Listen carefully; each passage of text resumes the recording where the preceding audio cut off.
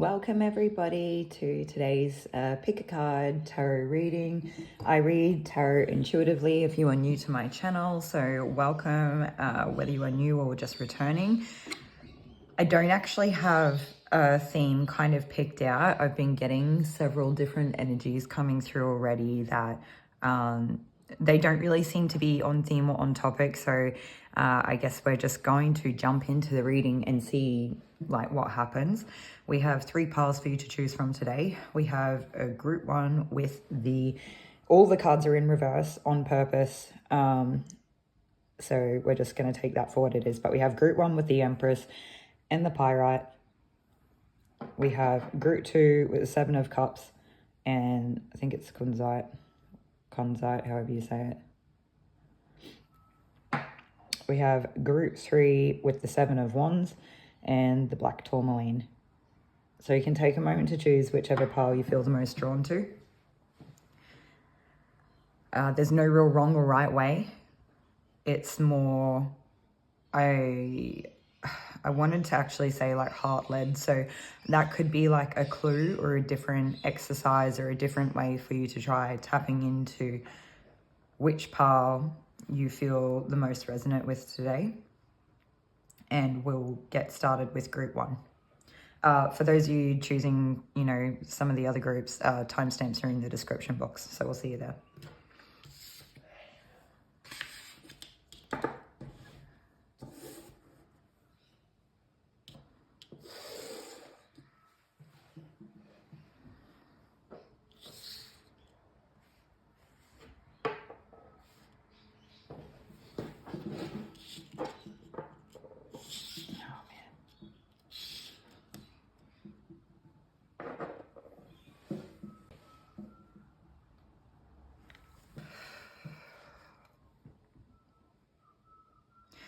Okay, welcome group 1. If you chose the Empress card and the Pyrite crystal, this will be your reading for today. So it's just like a bit of a closer look at the Pyrite. Pyrite's also known as fool's gold. I believe it just has like a different structure. Also getting something immediately as soon as I started, you know, trying to set up for group 1. I was like getting the smell of rosemary, so I've gone and grabbed a sprig to join us. I do get rosemary come through quite often as like a protective thing, but today it almost felt like it could be that like I want to say like a purification thing. I'm not really sure, but I was almost getting it in a sense of like clearing up the airways, like the sinuses or the airways. So some of you could be sick, or maybe that would be something that might help open up the airways. As far as I'm aware, rosemary is like, you know, pretty safe across the board. But, you know, you make your decisions there or look into that. Okay. The Empress and the Pyrite. And so all the cards had to be in reverse today, which is, I don't even usually take reversals unless I'm like intuitively guided to. So I do feel like I might have some new people in the audience today, which is nice. So welcome. But again, like those that are returning, like it's good to have you all here. So it's lovely. All right, the Empress in reverse and the Pyrite.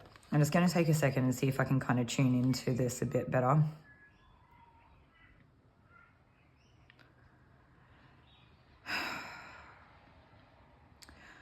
I just kind of get the sense that there are people that will do what they can to kind of pull you down to their level. And it might be small acts over a long period of time, like kind of gradual increments.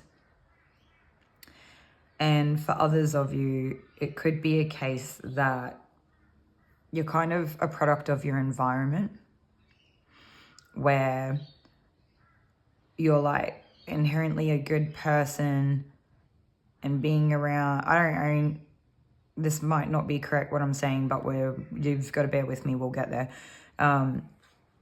You're probably like a good person, but you are around just like a lot of people, whatever the reasons are, they're in a lower vibration. and then you kind of attune to their lower vibration in a very human way, though. I don't just mean energetically or spiritually. I mean, like, it could be mannerisms or socially unacceptable behavior. Whatever that looks like is fine.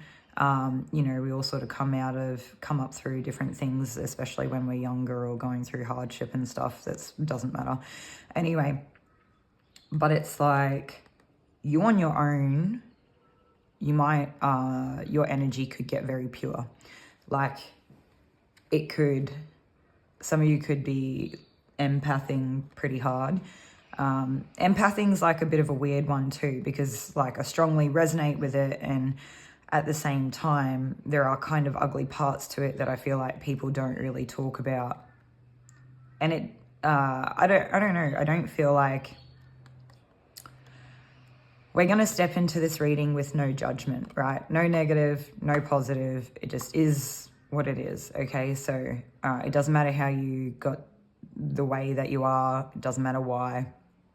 I'm not saying that to reduce or invalidate your experience. You know, your experience is to be exactly everything that they have been, okay? So don't let anyone take that away from you.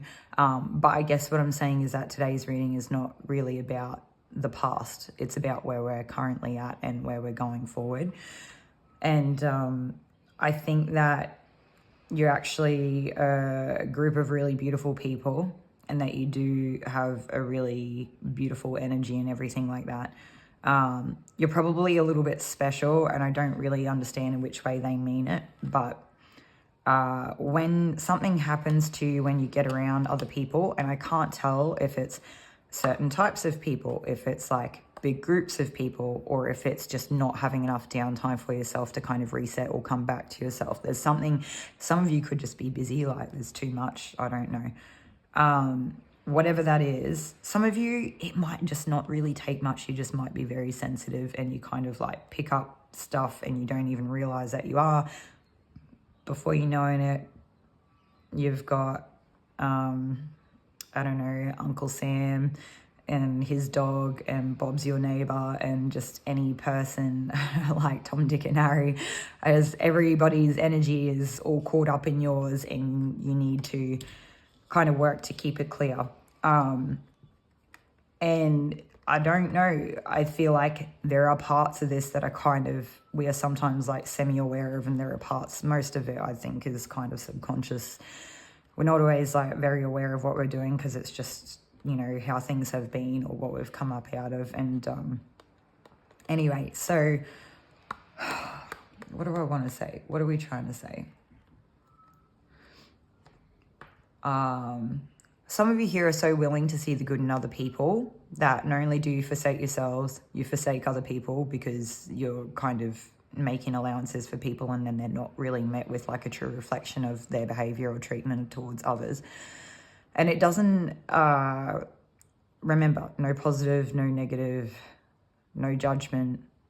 It just is what it is. It's just something that might have happened or been happening, or is kind of, you might be currently or about to be faced with. It's weird, but because I feel like you're a very strong energy, or you're like, you could actually be quite, I don't know if I want to say independent people, but it's like you've got your stuff sorted, you've got your situation sorted, or like you are in your power, but there's just something about it. It's like maybe when you get around other people, it's like you just hand over your power or something. I don't know. I feel like I'm just talking for the sake of it, but I'm going to put this down. We're going to try to attune. So, you know, the rosemary could be a good one for that, because it's like, yeah, that protective or purifying kind of part of the process, and maybe a bit of downtime. But we're going to put that to the side, and we're going to see what else we can sort of get. I am going to start taking some cards. Some of you could be very resilient, or you've had to be, or it's coming up into a time where you are going to be. And it's kind of, when I say that, some of you might be a little bit like, I don't know about that, I'm not so sure. And I actually wonder if it's just kind of like in, you know, set conditions. So like certain plants just like go crazy in certain environments. but if you put them in a different environment, it's like maybe they don't do so well. Like they'll still like survive, but they won't really like thrive in a super prolific way. So just take what resonates. Anything here that doesn't make sense to you, just leave it. I'm going to give it like another couple of minutes that we can kind of qualify some people's energy here, just because today's reading is a bit up in the air. And if in the next couple minutes, well, this is what they're kind of giving me, right, is that in the next couple of minutes, if we haven't hit enough points of resonance for you, then this is not your reading. So we're going to take a moment. Okay, so you could have, all right, we've got like Saturn and Venus energy here. Yeah, but mutable. It's like icky social situations through points of restriction. So some of you are restricting yourselves. Some of you have been restricted from, you know, people around you or something. Some of, I don't, all right. There could be strong themes here of like feeling kind of like stuck or trapped, or like you can't move, or you can't get out of a situation, or like you're being forced into something.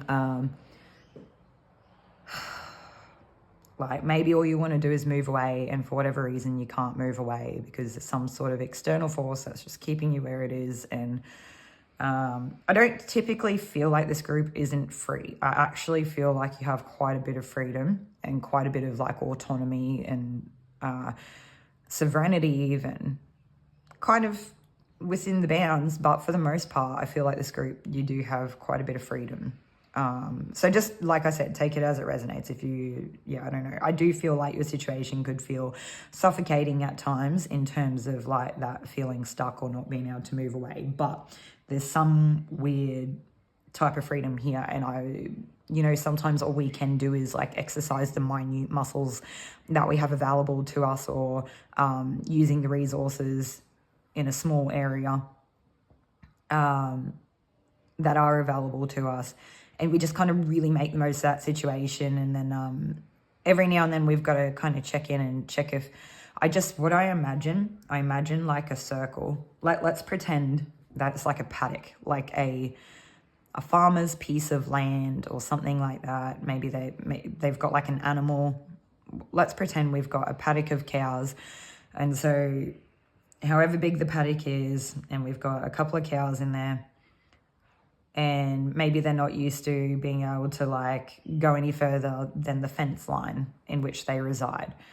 So they kind of like, they go around and they eat all the good foods in the area, and they get used to finding where like the shady spots are, or the cool spots are, or the warmer spots, where's the source of water, the food, like just, I don't know, whatever cows do, right?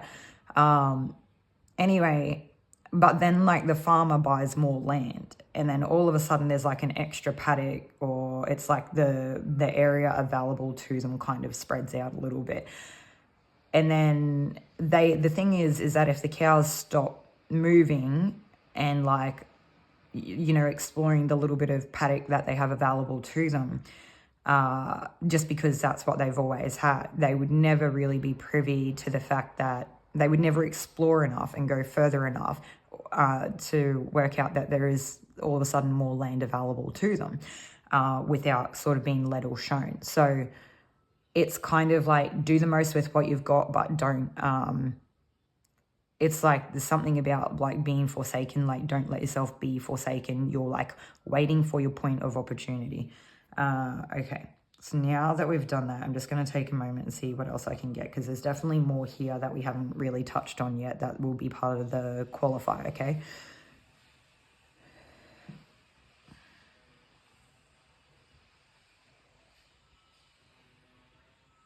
All right, some of you are accepting other people's projections, and that goes kind of right on track with some of that like empathy. Even if you don't resonate with being an empath, there's something here where it's like some of you could be quite intuitive and you actually don't know. It might not be very obvious. You might be kind of new to it, or maybe you've always kind of had it there, but it's not very profound in a way that your brain understands. So what I would say is that maybe when you come into contact with a person and have a conversation with them, you might readily just accept their projection. It's kind of like you understand what it is they want or need out of the situation, and you're like so willing to just like help or to meet the needs of those around you. It goes very strongly in hand with that empathing stuff. You're so willing to want. I'm also just sort of getting Virgo here. We've also got Pisces and Saggy, but so very mutable energies. Yeah. Okay, anyway. One thing at a time. So you would take on other people's projections. So it's like you can tell that a person wants something to go a certain way.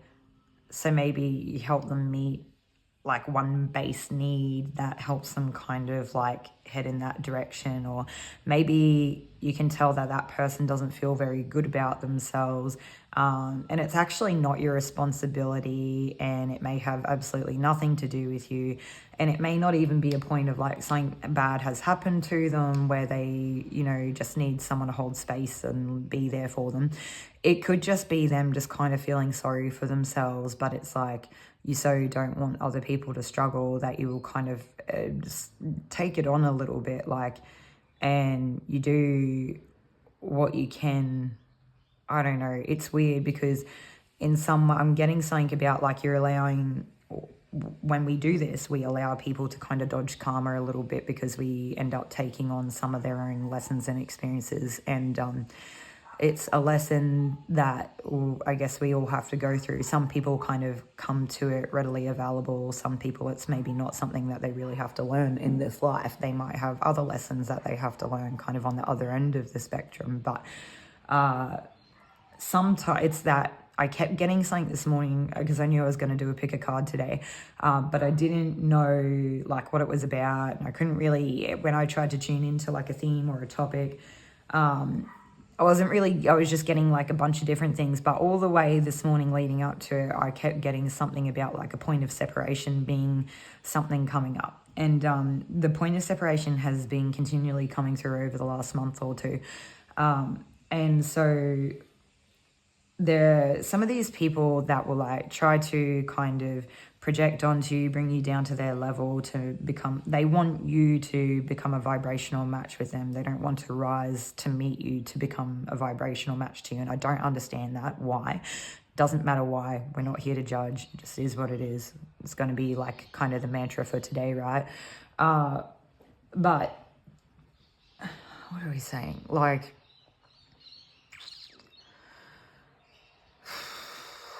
this point of separation. So the thing is that these people do exist in such a point of separation that they don't understand that the universe is connected and everybody here and all the souls and all the energy is all connected, okay? So they just see me and you.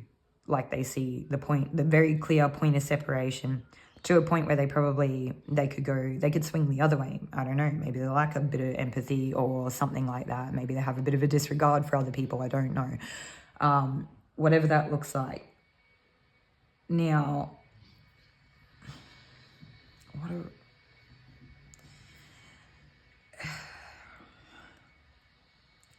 what it could be for you, for group one, the audience, the listener, is that you need that point of separation. Like you need to explore that point of separation because you may not have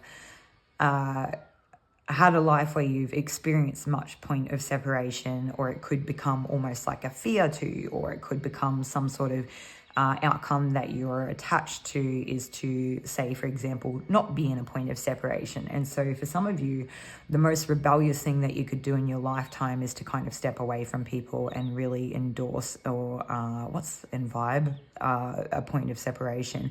And when I say this, I'm not here to encourage people to isolate themselves. I'm not here to feed into delusions in a way. I don't know. What I would say is that if you need help, you accept help, okay? In healthy ways, right? Where, you know, there's a lot that I feel like I want to say here, and I'm just going to say it, and I don't know if it's going to be absolutely correct. But I don't really like speaking about things that I don't know the absolute truth to. But if there's one thing that I've kind of learned here, like throughout life, is that there isn't always an absolute truth. If anything, there is like each person has their own individual truth, and they can all coexist at the same time and all be an exact truth, okay? And that the universe's version of the truth is so all-encompassing and comes from such a higher state of consciousness that when we are operating at a lower point of vibration, and it doesn't have to be bad, it can just be being human, okay, that it can be very hard for us to comprehend. And all right, so let's see. Right.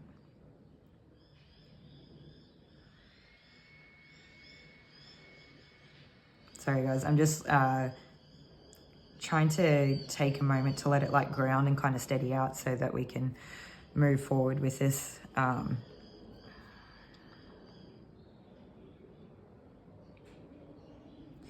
Okay, so when I was talking about accepting or receiving help,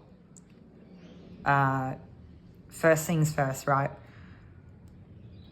The responsibility disclaimer. Don't make life decisions based around the tarot or the reading. You have responsibility and discernment for the decisions that you make in your life.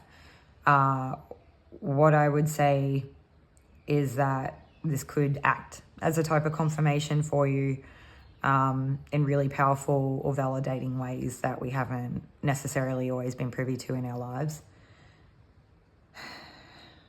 And I don't know the entirety of your situation, and it can be harder when we're in a general reading because there's multiple people here. So I'm not always so specifically tapped into one person's situation as opposed to multiple situations that different people are experiencing. So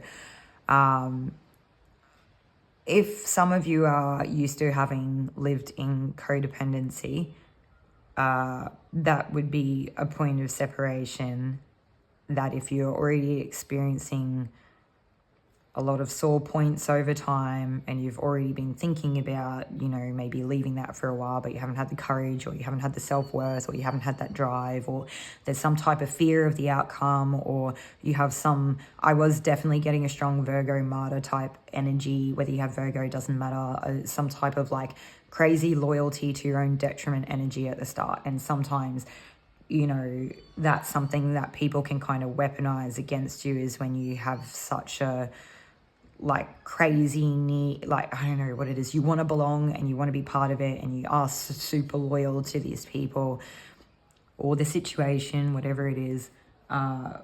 We can lose ourselves, or we can do it to our own detriment. And so we're not here to be martyrs. We're not here to make other people feel good. And it doesn't mean that you go out and not be kind to people.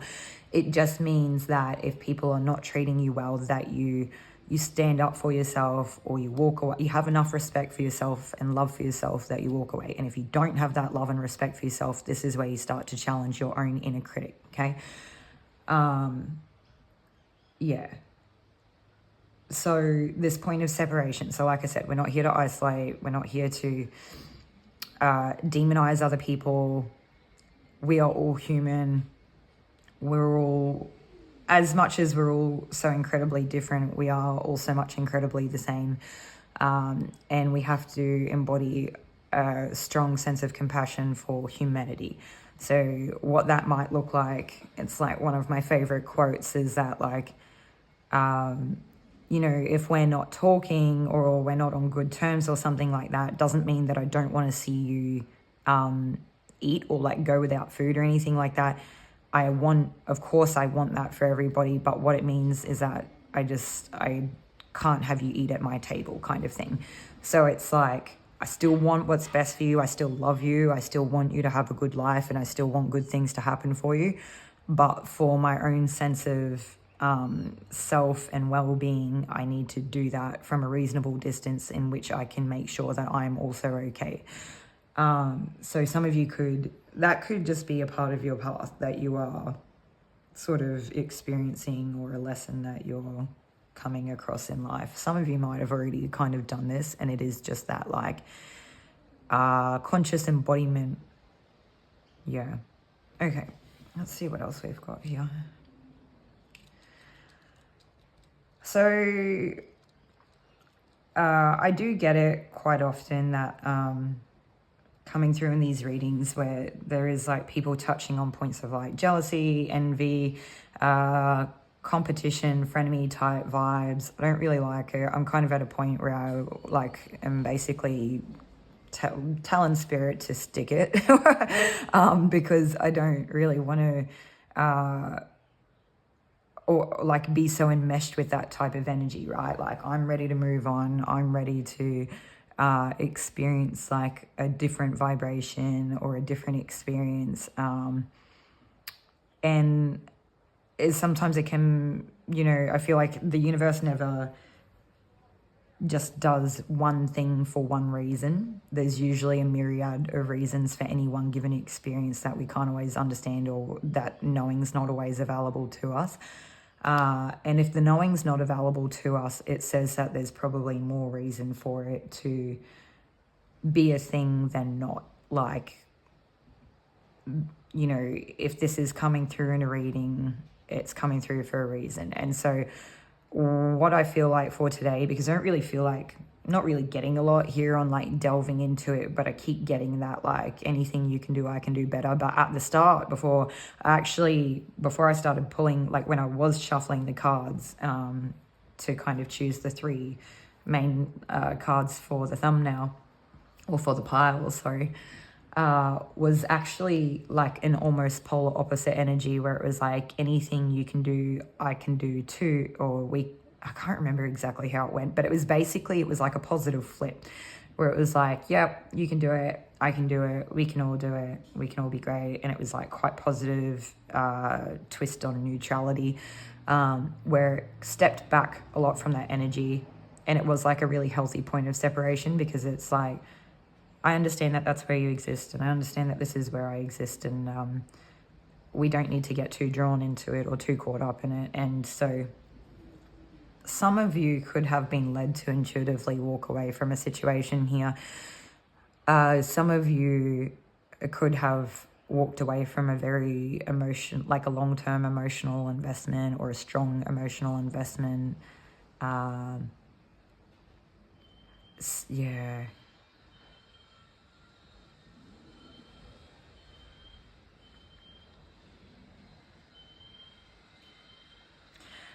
Some of you may have had a lot of trouble with self-expression, and spirit almost put you in like a not hypothetical, what is it? It's the analogy of like a chokehold, like an expressional chokehold, because it's like you were so restrictive upon yourself, or something like that you would not allow yourself to really verbalize or emote or express things that were true to you and your situation. And it's like, spirit's like, you're gonna learn how to do this, whether it's comfortable or not, okay? And so we're gonna put you into this situation to kind of encourage that along, because you're not opting to, so we're gonna help you get there because we love you, okay? And we want you to be able to hit this point. So a lot of you could be experiencing, I get kind of two vibes, like, I don't know, just the lower chakras, right? So it's specifically, most of you, it would probably resonate more with like a point of sacral chakra.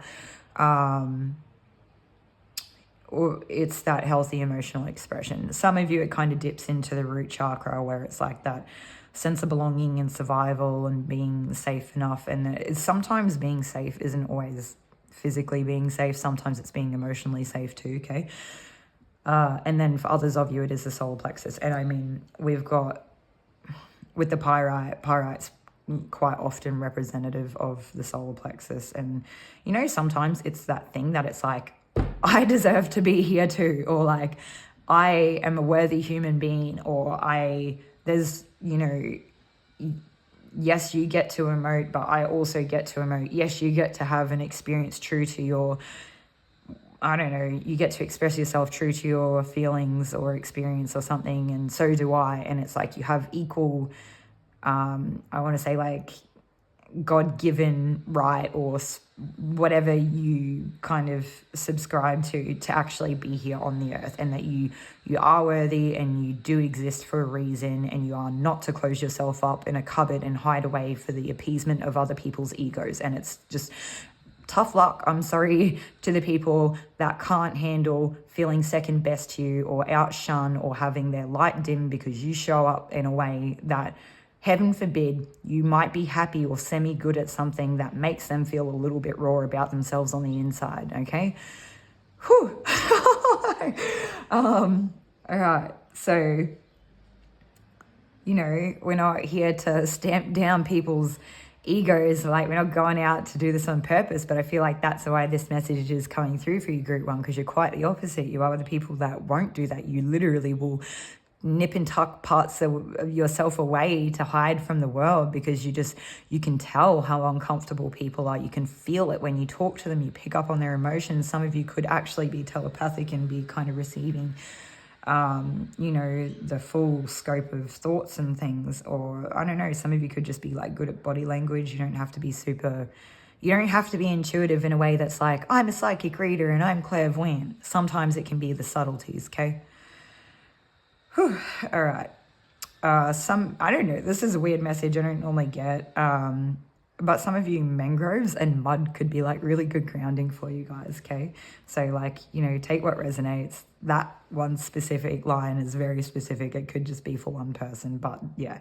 All right, so now I feel like we're through that. Feel like, I don't know at what point the energy qualifier kind of like started and stopped there, but I feel like we finished it. So at this point, if you don't feel like this message is resonating for you, this would be your point where I would say, I will save you time.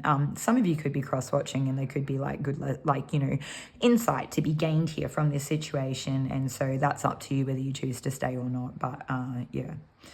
Okay, so for some others of you, you know, we all know I love the beach, and I feel like we have the beach being depicted in the card, like one of the cards here. I don't know much about it. I kind of practice spirituality in like a weird, my own version of it. And it's not very often I really look into things. I feel like there's so much stuff out there that you could look into and really read into, and you could get all the knowledge in the world. And I would love nothing more than to be able to have the time and the capacity to just be like a walking library of it, because I think there's so much value to be gained. But it's just not the way that my current circumstances allow me to move throughout the world. And that being the case, it's, for me at this point in time, is just not right. But there is something that I have seen a lot of people share a commonality with over time on my short-lived kind of spiritual journey, if you will, where hagstones are kind of, I don't know if they're meant to be like, I guess, an auspicious type of object for a lot of people. I typically see it kind of come up in like witchy, occult, Wiccan. I don't really know, so any of those examples could be a poor example. I'm not sure where it really comes from. Paganism, or like druids. I think it might be more a Celt druid thing, but I don't really know, so don't take my word for it. Look into it yourself, and if that's something that you want to know the truth of where it come from. But there is something about it that I think would genuinely be quite auspicious or lucky or good for you, if you don't already have a hagstone, to find a hagstone. And the hagstone is just a stone that already has like a natural formative formation, like a hole. I can't speak properly. Sometimes the brain just goes on a trip. A hole, a naturally occurring hole in a stone. It doesn't have to be a crystal. It could literally be like a piece of lava rock or whatever you find wherever you are. And you could just carry it in your pocket. And I don't even feel like, for those of you who just sort of collect like just a standard rock, it's not necessarily like a crystal.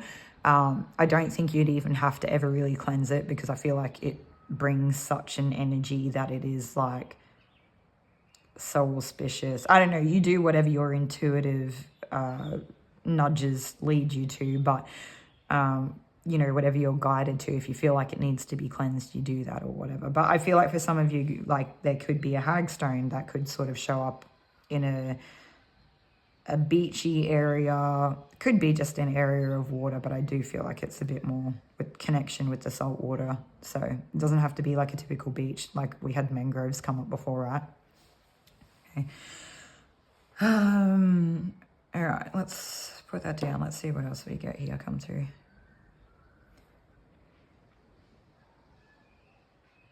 Yeah, so some of you are just like spending this time, I want to say in almost like a, I don't know, whether it's a metaphorical, spiritual jail, so that you can build up certain muscles so that when the time comes, you are strong in all the right ways, that you can really like tackle a situation with such ferocity that like there is no real undoing of yourself or your, yeah, I don't know. It's like, this is a strength building exercise. It seems to be one of the main messages that I get come through time, like over time, is that a lot of what we experience is just for that purpose, to be able to rise to meet the occasion that we are met with and do it well. Okay. So yeah. What else do we have here? I'm just hearing like one of these things is not like the other. And I'm just trying to work out what the thing is.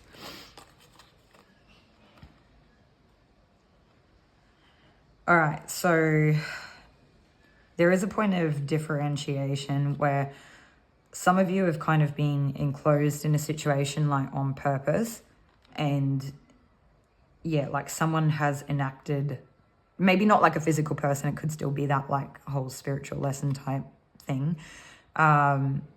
where you're placed in that like theoretical spiritual jail to like learn things in the remit so that you can kind of, when it opens up, you're ready for something greater, right? It's kind of like a protective barrier that lets you learn what you need to, so that when the next thing comes along, I feel like you would handle it with grace, right? But for others of you, you've kind of just been washed up or found yourself in a situation that it's like it's like, it's not that it couldn't have happened absolutely on its own, because someone had to kind of craft the fishing net here, and then someone had to buy it, and someone had to like throw it out in the ocean to use it fishing, and then whatever happened to it, they like decided to leave it, or it got caught, like snagged on a rock or something, and they had to let it go. And somehow this poor turtle has like wound up all caught up in the net. So it's not that there is kind of no one here at fault, but in essence, no one did it on purpose, if that makes sense. So it's like, in some ways, this could be two situations or two themes that like kind of tie into each other in your life, and there needs to be a point of separation that is made, like that is understood between these two. But for others of you, it is like you may very much resonate with like one storyline here or the other. And so for some of you, it was kind of forced upon you, and others of you, it was like you were just kind of subjected to people's complicity, or I don't know, like you literally just very innocently found yourself in like very precarious positions that were kind of terrible, okay? And it just would be very hard to get out of, and you really are kind of at the mercy of some higher force, be it another person or a person that has, I don't think it's authority, like a teacher, like a person who has found their way out of this before that can kind of teach you. But I actually want to say for some of you, this could be like a spiritual teacher, but they would look very different to a typical spiritual teacher, because it's like Saturn and Pisces, it's Pisces is like very typically one of the most like kind of spiritual, intuitive, stereotyped zodiac signs. And Saturn is meant to be like a hard teacher, or the hard lessons or something like that, that can really bring great benefit over the long term, or during like, you know, in the maturing or the later years or something like that. There's like a lot to be kind of gained from that, the discipline that you receive later, but it comes through a lot of these very restrictive experiences in life. And so I kind of would have mercy on anyone that would have like a Pisces and Saturn placement, because I can't even imagine. I want to say it's debilitating. Now, I don't know my astrology well enough to know what Pisces and Saturn do together in terms of like a good placement or not. Like, I don't know if it's actually a debilitated placement or anything like that. But the energy that I'm reading for group 1 right now, whether that, you know, zodiacal information is correct or not, that energy is for this reading, for this audience. So if you're here, it's applying even if your birth chart doesn't reflect that. Okay. Yeah, it's kind of like very muddy waters. I don't know. It's like, I just think of like a lack of boundaries, or I just think of like a lack of self, or like there's a lack of solid ground or something like that. And it's lack. I feel like people, you might have come up through like a lot of lack, genuinely, like very, very honestly come through really bizarre situations. And for others of you, it's kind of like, maybe the thing about it was not necessarily the position you're always put in, but the fact that other people didn't always understand it, or couldn't always see it, or they couldn't always, I don't know, like maybe, yeah, I don't want to kind of project onto it in any way, so we'll keep it clear and we'll stop there, and we'll just see if we get anything else come through. So it's turning into a bit of a longer reading, but I mean, I'm here for it. It seems to be like actually quite on point. I love it when you get synchronicities. Oh guys, I actually didn't even notice one of the shells that I had for today's display has heaps of holes in it. It's not a hagstone, but I mean, it's kind of cool because that's like on point. Okay. Yeah, and we also have an integrated learning here. I feel like some of you are being very called to delve into more of like a spiritual practice, and it doesn't matter if it is as simple as meditation or just looking after your body or being very mindful. People highly underestimate the power of being mindful, being present of mind, like, but in a clear, clean way, with a bit of room for like optimism or hope, but still seeing the reality of a situation and being aware. And it can be hard to achieve. So not all life circumstances are so like, I don't know, conducive to being able to achieve that. But when we get that enough steadiness, when we're able to sort of, like one thing that can be so helpful, and it could just be such a small thing, is that like, what is the one good thing I can do for myself today that will make tomorrow better for me, to like help empty that mental load, or to help make tomorrow easier, or to and it doesn't matter if it comes from a place of like lack or like optimism or anything, because it could be, I might not get more than 3 hours sleep tonight for whatever reason, because I have insomnia or some stupid whatever. Maybe you have a baby. Maybe you have a partner that snores. I don't know. But if maybe you're going to do, before you go to bed tonight, you do the dishes after dinner, so that that only has 3 hours sleep in the morning, it's like one less thing that you don't have to think about, so that you can kind of like embrace just where you're at. Now, it can go from, that end of the scale to the other end of the scale, where it's like, nope, I'm actually pretty productive. I'm going through my life and I'm kind of like on point. I'm a bit of a gun. I've like got my stuff organized, like I've got my life sorted. But it becomes like a point of like finding that sweet spot of momentum, where you can really like, you can gain and build upon what you've already done, and you can just get like, it can become compounding effects that can really set you up for some sort of great activity in the future, to be very mindful and to have, I don't know, it becomes like a sweet spot for me of where like discipline meets, like, I don't know what it is. Discipline to a point of like momentum that is quite fulfilling and quite good for you, and you can become quite routined, and And, you know, everything in moderation, right? Like, I feel like it can sometimes be tricky having really strong Saturn placements here. You don't want to literally restrict yourself past the point of, you know, just needs. But like, maybe it means if you're a person who watches like 5 hours of screen time every day, and there can be good ways you can double down on it. I'm all for like time efficiency and stuff, where maybe the screen time is actively learning, and maybe you're like listening to a podcast while you're doing the laundry or something. I don't know what that looks like for you. Maybe you're commuting to work and you've got like half an hour of downtime that like you would otherwise just be sitting in traffic, and no one wants to do that anyway. I don't know. I feel like I just keep talking. It's that, yeah, building momentum, compounding to make the absolute most out of your given moment and capitalizing on the future. All right. I feel like we need to wrap this up or get some sort of, where are we going with this? What else is there?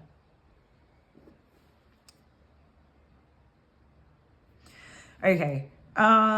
Yeah, I feel like for some, the very last message that I have is that coming up through whatever these lessons and experiences are could actually have the potential to turn you into some type of like teacher, mentor, maybe not mentor, a teacher, like a spiritual teacher type experience. And it might not necessarily be that. For some of you, it could be, I don't know, like traveling. Like some of you could become, I don't know, you like go overseas, and sometimes you can book tours with like an actual tour guide who kind of like leads a group of people through like certain areas in a country or something, and you can go see everything, and they're already very like involved with that culture and society, and they know and understand it, and then you can, I don't know, things like that too. I don't know what else. Some of you could be really embracing like things that are bigger than yourself is the ultimate message there through whatever this experience is. Okay, so if you stuck with me through that was a bit of a bigger reading. Hopefully this served you, you know, in more than one ways and found you well. I wish you the best of luck on your journey, and I will see you in another reading. Take care, Group 1.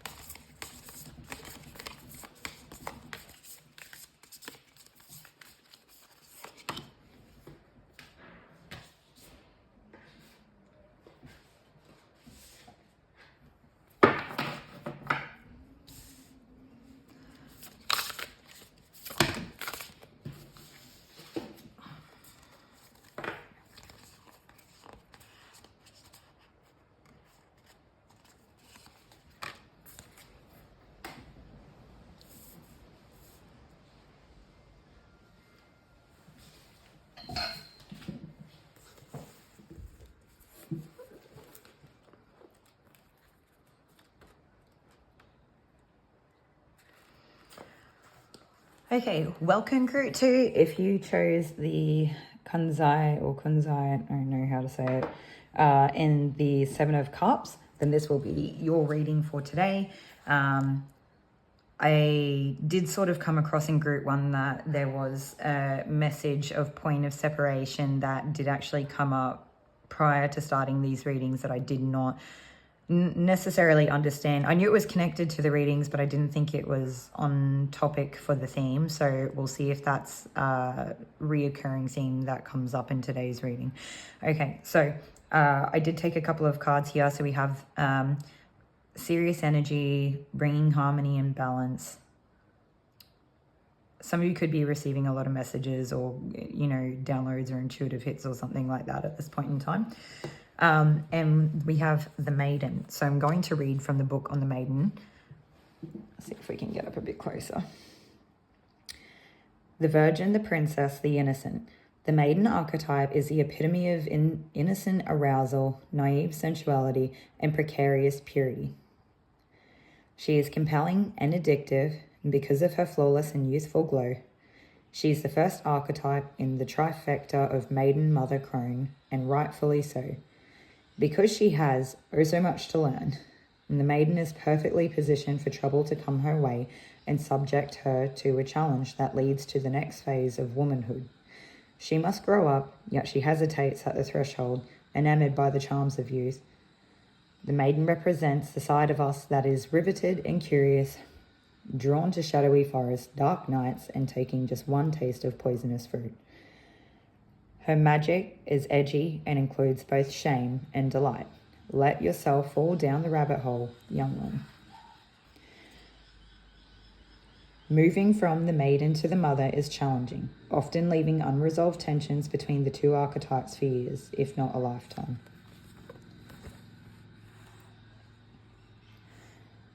Do you long to be rescued by another, or receive a kiss that brings you back to life? Be wary of waiting for a prince and break the spell of your own life. Okay. Yeah, I really like the way that kind of started out and set the tone for you today, group 2. I was getting like a few different kind of energies wanting to like come through at the start. And I definitely was getting something touching on relationships. So I'm glad that that has actually come through anyway. Now, it's like I get the energy, you know, 7 of Cups is like a lot of choices, okay? Not knowing what choice to make, not knowing what's the best. I don't know if it's like an offer or what would be like most fulfilling to you. It's like you don't know what you want in life or something like that. Maybe you feel like there is so many choices that it can be overwhelming. Some of you may be thinking, I almost feel called to say a little bit deluded, thinking that there are like more or different choices here to the reality of your situation, which can be kind of hard because I feel like it's not hard to be in that energy. And I just want to remind everyone that there is no negative or positive connotation here or judgment.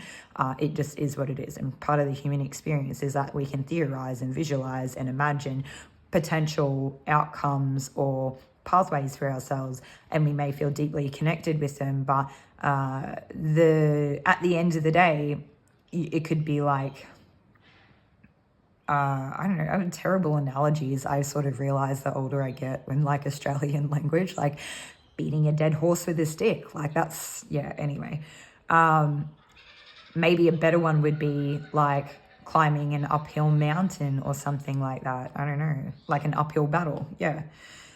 So it's kind of like we can lead ourselves down pathways that we think are going to be fulfilling or for us, or kind of be the, you know, whatever it is, and they can just make life harder for ourselves. Or we can get to a point where we never really make any decisions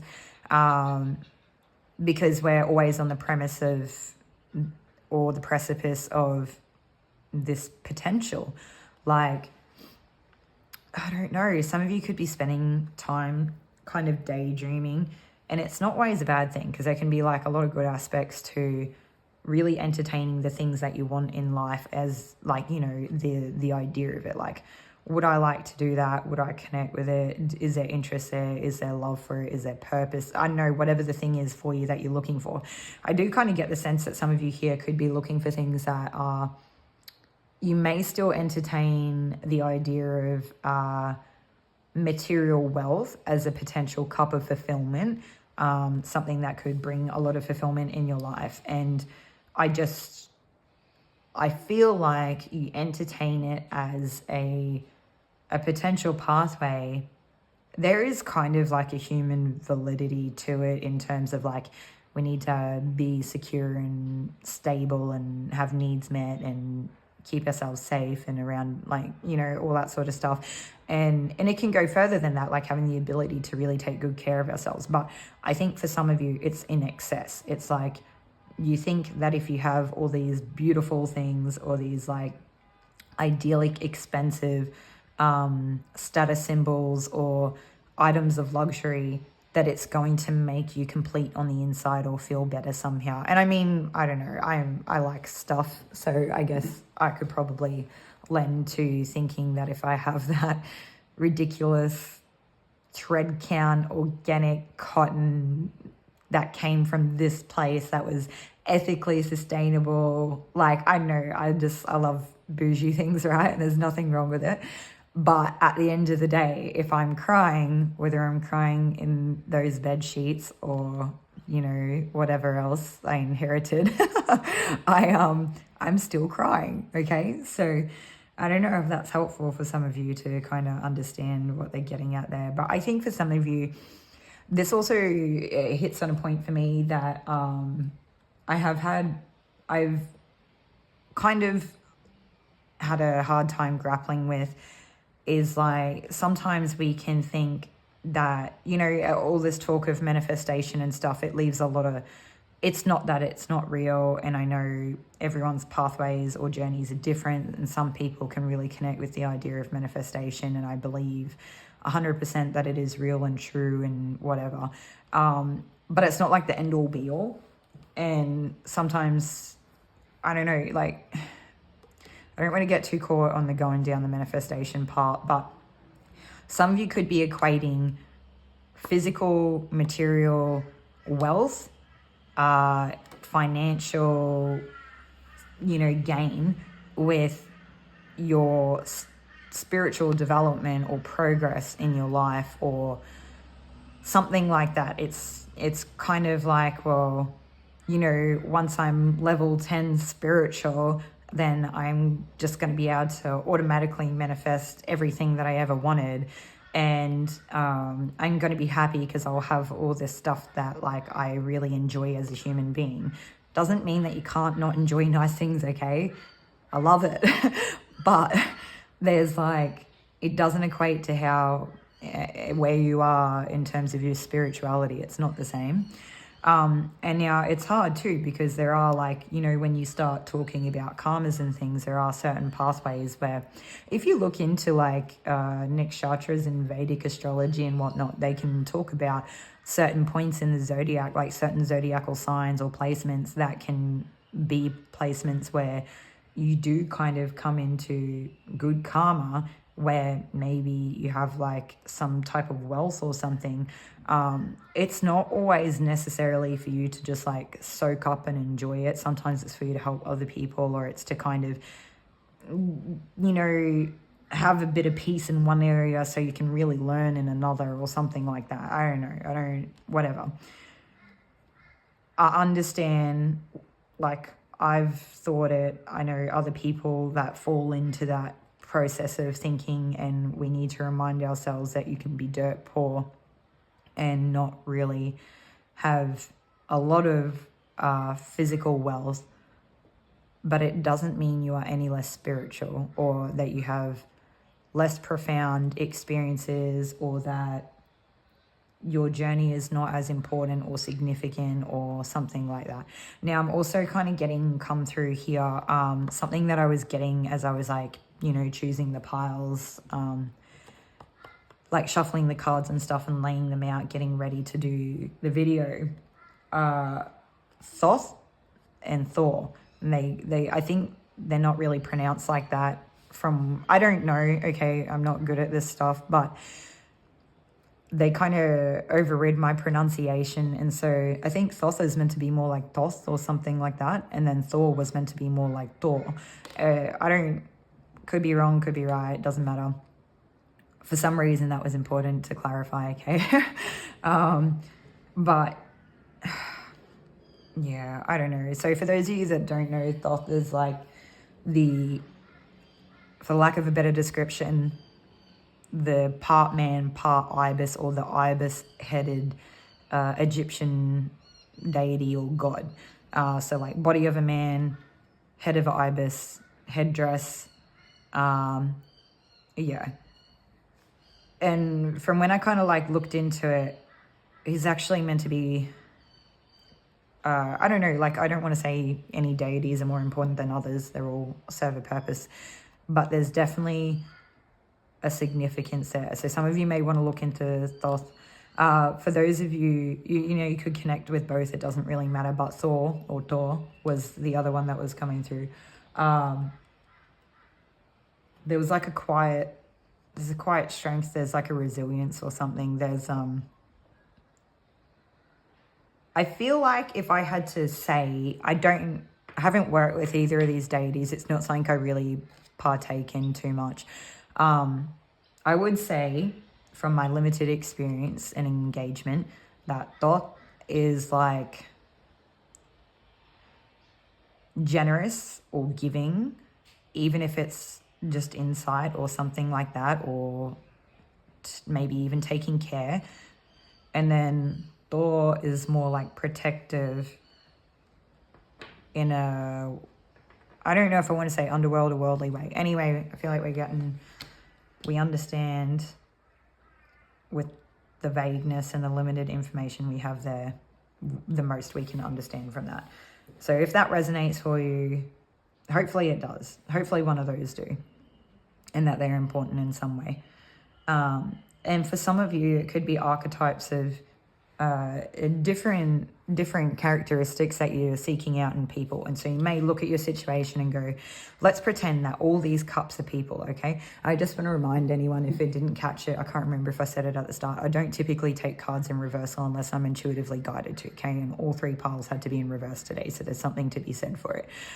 Now, if all of these cups represented a different person as opposed to like a pathway or life path or something,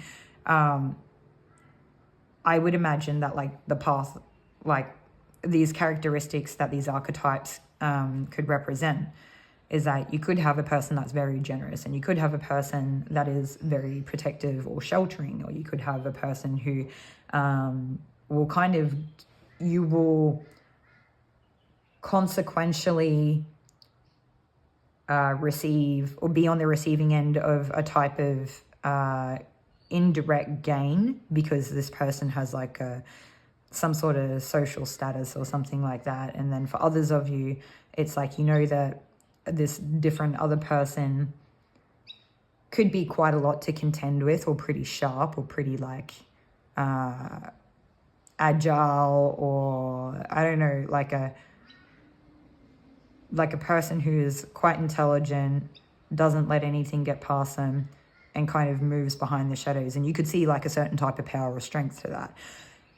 Others of you could be willing to take more of like a noble pathway.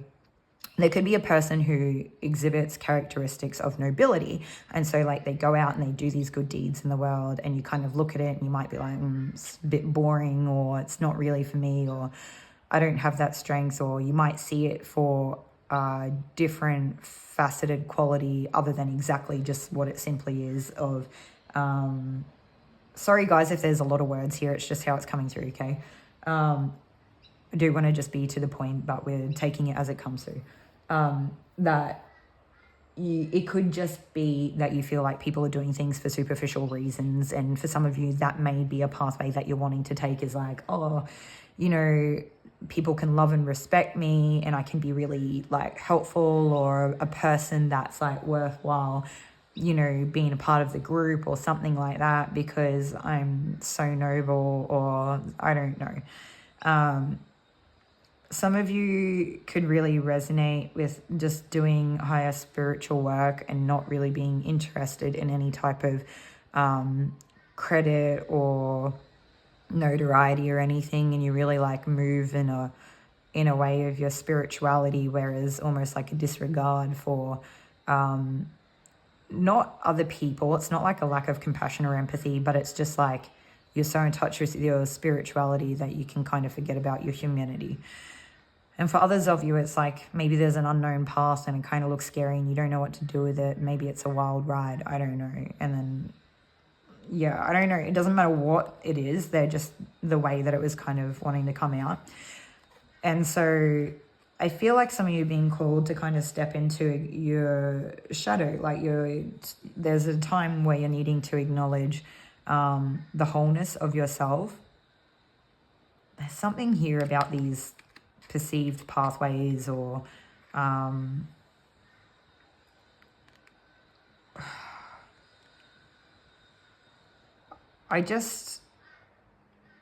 I want to say it's less about the outcome and it's more about the journey. And it's like, what do you find joy and fulfillment and purpose from? What works for you? What gets you in flow state? And just do that. It's like, forget having money, forget wanting your life to look this way, forget wanting to, you know all these people or something, or be the super enlightened person, or I don't know. It's like, forget the outcome and just start living in the moment, in the journey, and finding what is working for you in the journey.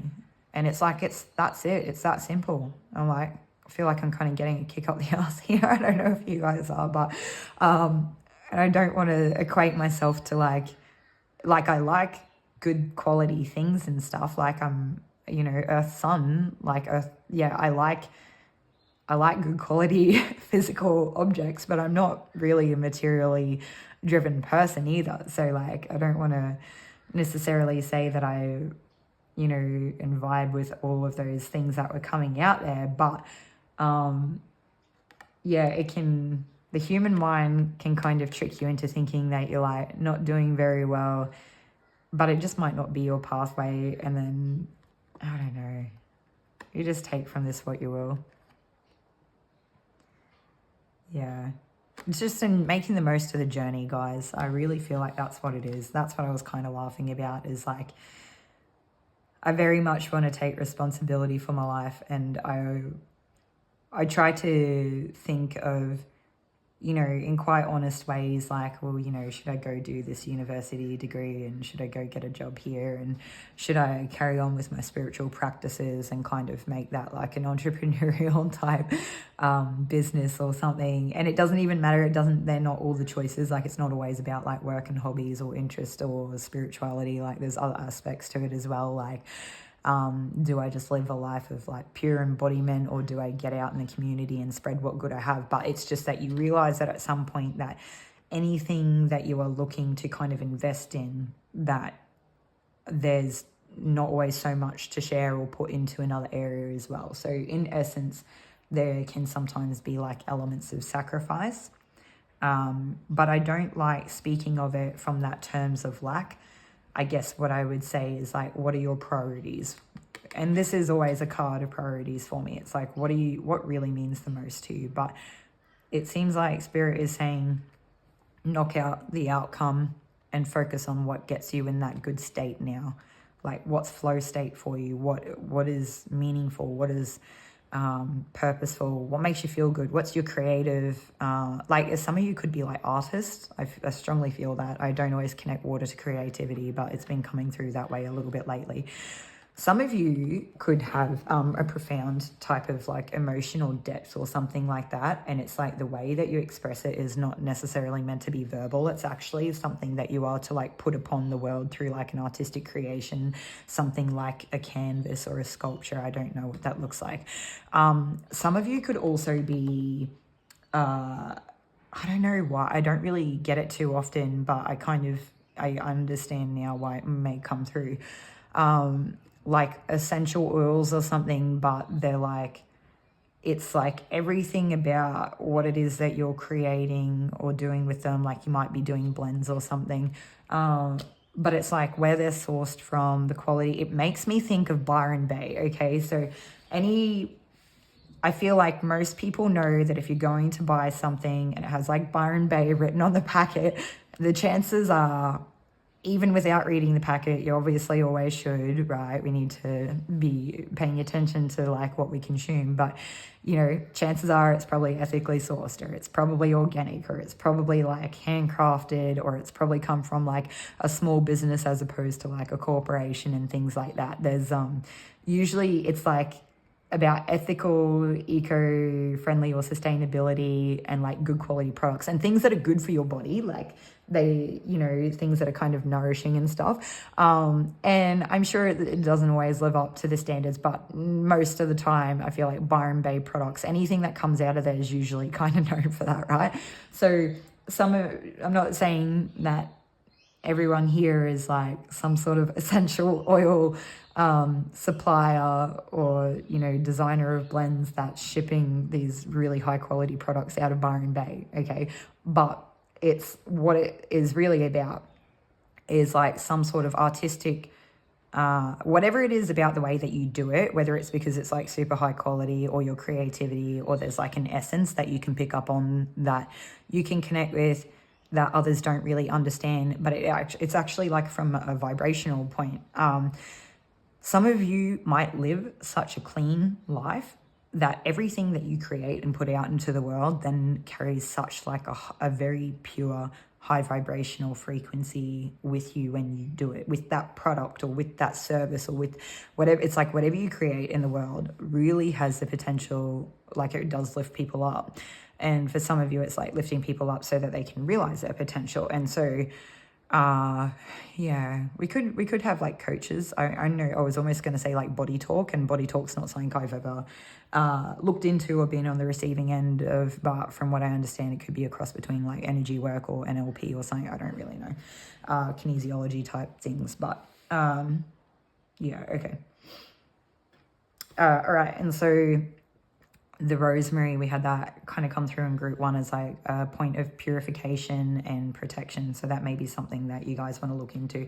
Some of you, it is just like protecting the things in your life that are pure, and that can be like having that very clean mindfulness where you can. Seems to be a topic of the day. But in terms of, what else do we have here?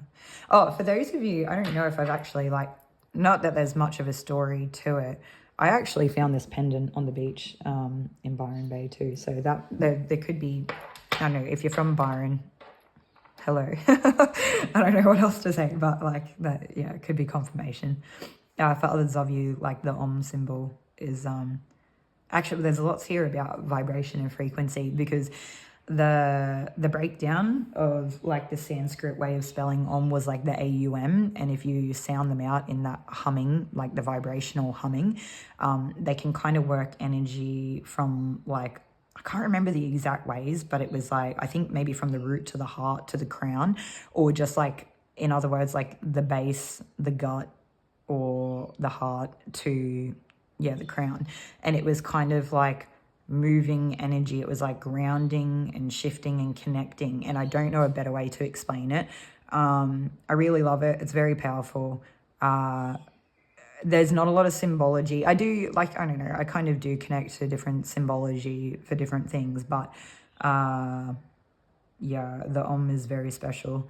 Anyway, I feel like some of you could resonate if you've ever done past life regression. This group is, you could just be very like spiritual, or you could very much live that life.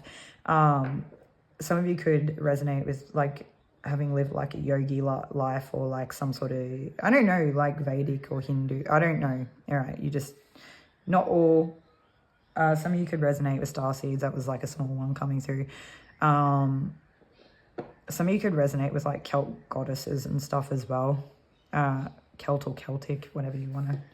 Okay, so there's something here between like a masculine and feminine. So I feel like some of you are actually trying to embrace your masculine and feminine. It could be quite a trip trying to work out what that is or looks like for you, or how that kind of comes together. Some of you are so far along in your journey, or so fine-tuned in the things that you do, that you guys just are really fine-tuning your life. And like rose like is meant to, I don't know if it's the essential oil or just rose essence itself, is supposed to be like some of the higher vibrational frequencies, and it can be really, I want to say it's like soft, but I don't know what I'm trying to say. I can't even say,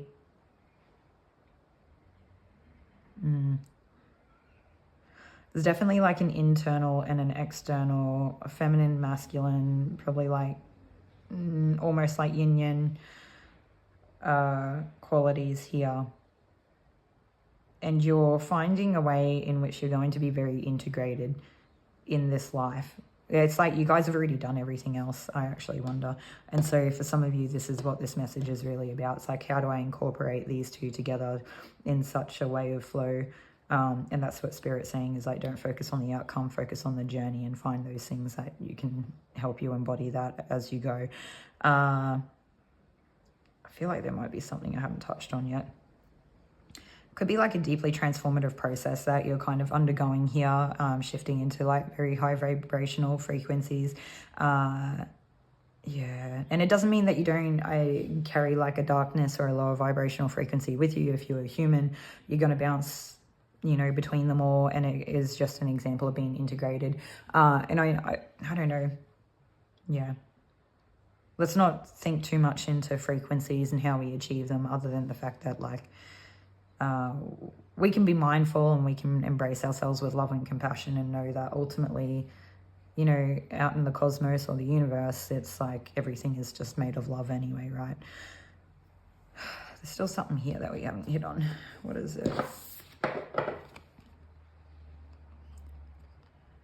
There are people that perceive you to be like very beautiful, or they, I don't know, they're deeply attracted to you in some way, and they may be in, I don't know if they're kind of self-pitying or if they just want others to do the work for them or to help them. And they may really try to succumb to your feminine side, where they may want you to kind of nurture them, or they may want you to teach them esoteric knowledge. They may want to embody a type of energy that you have, and so it could come through as in a trying to like dress like you, look like you, act like you. Maybe not so many people for that group. Others will try to really pinpoint your downfalls, you know, when you're a fully embodied, integrated person, and we just like, you know, you understand and embrace your shadow aspects in a very healthy way that are actually they're not like, they're just flat out not harmful to anyone, but you are a human being, and like you're allowed to, some people may feel very put upon or offended by your ability to stand up for yourself or have self-respect, and they may see it as your self-respect hurts their ego, so you are, I don't know, like you're the thing hurting them. But it's like this person would ignore all of your beauty and divinity to be able to point out the one thing.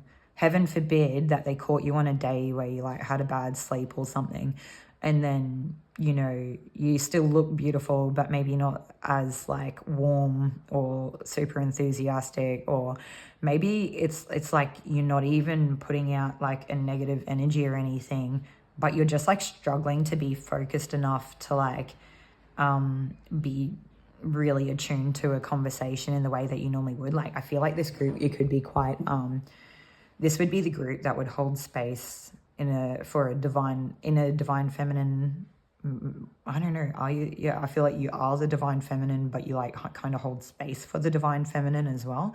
Some of you could do like women's like healing circles, or women's I don't know, like could be like spiritual circles. It could be yeah, it's really healing. It's like spiritual healing. It could be self-development, self-love, nourishment. It doesn't always have to be on the energetic side. A lot of you could be energy workers. You know, we kind of touched on like kinesiology and like the body talk and stuff like that earlier. And then Rose. What else? There's more here. I feel like for some of you, you may not have stepped into that mother phase yet. This is not for everyone, but there is a small group here that you have not actually become a mother yet. And you are the one thing that people will kind of try to demonize about you is the fact that you are still in that maiden phase. Like you're not in the mother phase or something, or you're not in whatever their matching phase of life is. And so it's the only thing about you that they could potentially try to like tug on your energy with, right? And you just ignore it, you know. We're all where we are. And then for others of you, it's like people, it's like, heaven forbid two truths exist in the same person, you know, where maybe some of you are mothers, but you embody such a strong maiden energy where it's like you could still just be super fertile, and that's what I'm getting, so I've got to say it, okay? But there's like a certain type of like attractiveness and receptivity in fertility that people are really drawn to, but it's like because you're a mother and because you're still this like attractive or fertile, I don't know, feminine kind of person, heaven forbid that you be both at once and oppose somebody else's like sense of self, or I don't know. And I don't think you would. This has been another theme for today's messages, is kind of like, I don't feel like this group would really do that to people on purpose. I don't think you're out there like trying to make people feel bad. It's like, this is why this message is coming through for you. If this resonates, if it does not resonate, this may not be your pile, because you would not be the type of person to do that to someone anyway, okay? For others of you, there could be a contrast difference between like your maiden and your, is it crone? Yeah, coronal phase, where the stark difference between the two is what kind of creates that integrated sense of self. And it's just like a broader understanding or a deeper knowledge of the human experience through the feminine body. I feel like this group is probably mostly women in it, but it doesn't mean that they have to be. You could be a man that like runs some type of like, I don't know, divine masculine workshopping or like self-development coaching. I don't know what it is. I feel like this is where like the spiritual entrepreneurs would come through, or people, you might not be an entrepreneur, you might just be on your path. And yeah, I do get for a very small group of people is that you could still be in that phase of sometimes like what the book said right at the start when we were reading, is that like when you're in that maiden phase, you could still be wanting someone to take care of you, because that's what you're kind of used to. And I don't think that that's wrong, because I've done the hyper independent life, and it very much is an imbalance into leading into your own detriment, or you will not accept help and things like that. And I think it's actually very healthy to want to be looked after, or in relationships where you do receive and you do have people that will take care of you and things, especially when you step into that transition between the maiden and the mother. It's so true. Like, it's definitely can be really a very, I don't know, it can be a difficult transition, right? And that's when we go from, in some ways, being our most naive to our most vulnerable, whether we understand it or not at the time. And so it's important to have people that are going to take care of us and treat us like, you know, well. But there are some people here that it's like, you may not, it may, I don't know what it is. If it's like, I don't know what I'm connecting to. It's kind of like you may just, it's that thing of wanting to be rescued, or someone, you may not really want to develop past what you have, because it's like you're putting it in the same camp as another person looking after you. Maybe, yeah, I don't know, like in a relationship, you think part of that person taking care of me is that they should meet needs through A to K, but, you know, maybe from L to Z is where I meet my needs, but in reality, maybe this person meets needs from A through till C and you take care of the rest. And that's kind of, what I would say is that if you do fall into that energy, is that you are robbing yourself of knowing your own grit, determination, capabilities, skills, intelligence, I don't know. And there's a lot that you can, one thing that I would say is that when you're in the maiden phase, it can be, or any young phase, this, like I said, it doesn't matter if you're like, you know, more of like masculine energies here. When you are young, you don't know what you are capable of until you are kind of tried and tested and you actually take a chance on yourself. And so what I would say, if you do resonate with this maiden energy, is that you need to be taking a chance on yourself instead of leaving it to the hands of other people to kind of, you know, not necessarily do it for you, but make those decisions for you. It's like at some point we have to decide what we want our lives to look like. And so that's another example of where this kind of energy could be coming through. And that's why it is in reverse, because it's like you haven't really landed on what it is that you want for that sense of self. And I mean, I don't know, I feel like before I got to the part of my journey where I'm at now, I spent years trying to work out what it was that I kind of wanted to achieve in life. And I don't know if I ever really got any further with it until it kind of came upon me and it just happened. And so that's where they're saying focus less on the outcome and more on the journey. And it's kind of like a point at like where you were at with opportunity will meet at some point, and it will kind of do it for you, and it will step you into your purpose, or maybe it will clear up some of those choices for you. I don't know. Group 2, this is everything I have for you today. This was a long reading. I feel like group 1 was a really long reading too. Hopefully this is helpful to you and that you actually had some like, you know, yeah, clear, helpful things that you could take away from it, or just a bit of a clarity of insight or something. Yeah. All right. Take care of yourselves. Be honest and have compassion for yourselves. And I don't know, maybe you need to take some time to like look into the things that like, maybe you don't know yourselves that well because you are kind of in that younger maiden phase, and you need to start testing out more stuff and see what it is that you like. And yeah, take care of yourselves, guys. Much love. I'll catch you in another reading. See ya.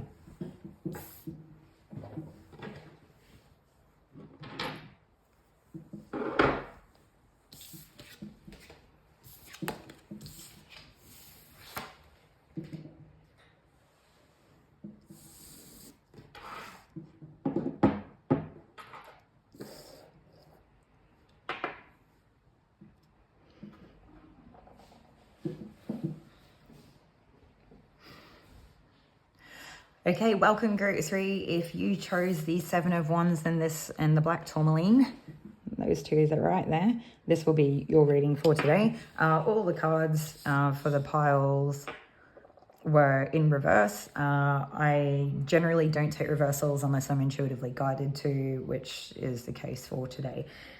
Some of you could be putting a lot of work in right now, and you may have had to face some type of like adversity or adversaries. I don't know whichever is correct or that you may resonate with there.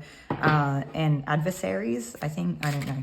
Anyway, and so yeah, you may be in a protective phase. You may need protection. You may need to be actively putting work into keeping yourself safe, or being prepared for something that you know is upcoming. Or maybe you are finding there are people around you that just don't want the best for you. Maybe some of you are kind of like, I don't know, you're on path. Yeah, okay, so we have the Sun of Fire here. So you could be very, very determined already. Strong determination with like the wands. I feel like this group, you would not let anything get in your way. But you're on a mission. Some of you could resonate with being on a mission. Like we have Jupiter in Pisces, we have Sagittarius, we have Pisces, Cancer, fire signs, potentially Scorpio. So like water and fire. Yeah, we have water and fire here. I feel like today's readings have been kind of more spiritual in nature, which is nice compared to some of the other stuff that we get come through. Some of you could be on a mission or a search for joy or fulfillment in your life, or some sort of like wish fulfillment. It's like you think I don't know. I don't know if it's a case that you think when you get somewhere, then it's just going to like make you super happy. Actually, maybe not. That seems very superficial and shallow. And I don't think that this group is like that. I feel like it's not so short-sighted is what I mean to say. I feel like this group, you actually could come into a strong wish fulfillment here, or you're actively working towards it, where it's like you're putting the work in so that when like opportunity, like hard work is met with opportunity, it's like luck and it makes it rain in whatever that way is. And I think in this way, it could be spiritual kind of endowment or something. Yeah. I think some of you are going to start to have pretty crazy or profound spiritual experiences where it's like hard to explain to other people and they might not necessarily get it unless they've already kind of experienced that stuff for themselves in their lives. Others of you will become like a teacher, or you'll be a person that will, I don't know, it's like I don't feel like you would necessarily be like teaching through active exercises. I feel like you would teach through leading by example or something, or I don't know. Some of you have the potential to really delve into your spirituality. Yeah. If you are not a person who considers yourself very spiritual, this looks like a good life that could accidentally lead into spirituality. So like maybe you are after these things that like, you know, you are sincerely just trying to find joy in your life and balance in your life, and you might have the potential to get really wrapped up in the beauty of life, and I think that that's actually brilliant for this group, for this point in time, that would actually be quite helpful. Okay. And then all of a sudden you could accidentally find yourself tapping into things and not really understanding where you're at, but like working it out as you go. And I feel like you would be quite naturally integrated people where, you know, some people like come in through a really, I don't know, very crazy spiritual experiences, and half of their spirituality becomes about integrating themselves. Other people are so naturally integrated, and maybe their spirituality takes time, like, you know, decades or something. But they're already so integrated that when they kind of tap into their spirituality, it like catches fire. I don't know what I'm, yeah. If that, just take it if it resonates. If it doesn't, just leave it. Okay. There is a sharing aspect or quality here to it. Some of you, I feel you're being called to protect something very important, so that, you know, when that hard work meets opportunity, you're able to rise to the occasion. You have the ability to share with others, okay? In a meaningful way. Yeah. Yeah. I think some of you know. I feel like this would be the group where I don't have to tell people. I don't even know if you're really here for confirmation. I kind of question why you are here. Some of you could be cross-watching for others. So some of you might not actually be this person. This could be the person that you're trying to find out a little bit about, or you're trying to learn from in some way. And even if you're not actively trying to learn from this person, Spirit is setting you up in a way where they, I don't know, whatever reason you might not vibe with this person, or maybe you do, but you can't help but wonder why they just annoy you. I don't know what it is. It might not be any of those things. Maybe you look at them and you're like, there's something to what they're doing, or what they're doing is interesting, or that sparks a fire in me. I don't know how to put out, even if I see no real practical value to whatever that is in this life. It doesn't make sense to me, but here I am still captivated by it, and I guess I have to embrace it because I can't not at this point. And it's like Spirit's using this person as like, almost like, you know, the shiny bright thing that gets your attention to kind of like lead you up out of the depths, so that, you know, you'll actually follow in their path or something. I don't know. Like, I don't feel like you necessarily need to do the same thing as this person. Some of you could. I don't think it's about necessarily doing the same job or being the exact same way as them, even though you could have very overlapping or similar paths. But it's more about something about what they do is an example to you that will captivate your interest. You cannot turn it off, and it will spark you to follow your own path, and you needed to be pulled out of the depths, and that's what they're doing. But there's like this work. Some of you are working. Some of you may be working to, like, as an ego defense type of scenario. But this person is teaching you about a different area in life. And like, I don't know. I just take it for what it is, right? Everyone's situations are different. Yeah. There is definitely a sense here of where you would rise to the occasion. Okay, so we're going to take some other cards because I feel like we've kind of gone flat with what we've got on the table. Okay. There we go. Oh, yeah, cool. Oh, we got 4. All right. So we have heaviness lifts, burdens are cast away, and weightlessness. Grace, lovingness, integrity of form and spirit, oceanic spells and rituals, letting go, allowing a higher force to take charge for a time. Yeah, there's that rising to occasion. It's like letting go to, yeah, be integrated. Time and tide. Yeah, letting go for a higher force to come in. I feel like those cards kind of speak for themselves. Okay,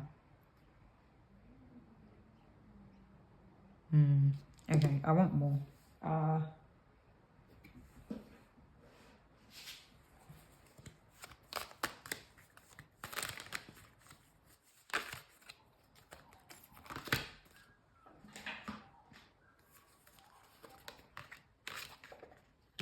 I just was getting some sort of quote, and I can't remember the exact words or phrase, but it was something about like, you'll never reach the shore if you don't cross the ocean, or something like that.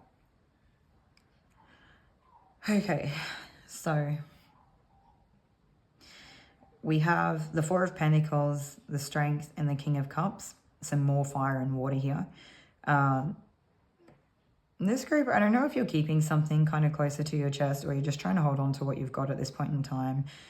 It just gives me a feeling of just being, just like, my things are mine and they give me kind of comfort, okay? Something like that.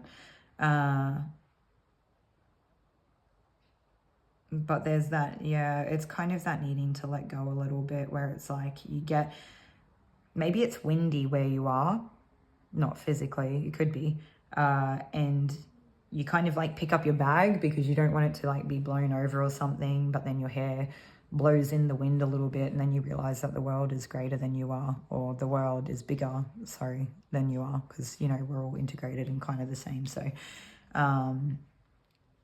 yeah, some of you are like really having to embrace parts of yourself that I don't think you expected to along this journey. Some of you are finding your strength. Some of you are kind of finding your vulnerability as a form of strength, to have the ability to embrace just exactly as and who and where you are without judgment. Yeah, and we do have the Judge here too. We have teacher and engineer. So I feel like this is mostly light. All right, we're going to start with Judge just because that's what we're touching on. So we've got balancing justice and compassion, managing the fair distribution of power, offering only destructive criticism, misusing business, legal, or criminal authority. I feel like it's very much that light attribute. I don't know, I'd take what resonates. Some of you could resonate with the shadow attributes there as well. And then we have the teacher, the ability to communicate knowledge, experience, skill, or wisdom. And the engineer with the ability, I want to say all 3 of these cards, I've got to say what I see in the cards, and all the shadow attributes are kind of in general about like manipulation. So if that's something that, even if you come upon it very honestly and you didn't mean to do it or didn't realize you were doing it, it's something to take stock of, okay? In general, though, I feel like all these energies here that are coming through are actually in the light attributes. It doesn't mean that those shadow attributes don't exist. We could just be very well integrated, and that's okay. I just had to say it, okay? Like, that was part of what was coming through. So We have the ability to give creative energy a practical expression, talent for designing resolutions to common dilemmas. I feel like this group is incredibly gifted in very human ways, that if you meet your humanness with your spirituality, or where you're at with your passion and purpose, whatever it is that you're doing on your pathway, it's like where you are to where you're going to end up, or whatever your aspiration is, or yeah, it's like you have the fundamental skills built into you in an innate ability to be able to reach whatever your goal is. And it's just that drive, it's that driving force that's going to get you there, but you're naturally skilled. And I don't think you might like actually have to put hard work in, it's fine, but I feel like it's just going to come quite naturally to you. So I'm not really sure what I'm here to tell you, group 3. I feel like I need to go back to the basics. Maybe for some of you that's something that like you may want to look into. There's definitely a thing here of letting go. I feel like some of you could potentially be overdeveloped in whatever you do, or not overdeveloped, overly qualified, or you could be quite good at what you do or something like that. And it's like, because you are so good at what you do, it could be hard sometimes to want to experiment or try something new, especially in like a public way where, you know, your credentials or your credibility or, you know, people's perceived authenticity, like version of your authenticity could be up for question, okay?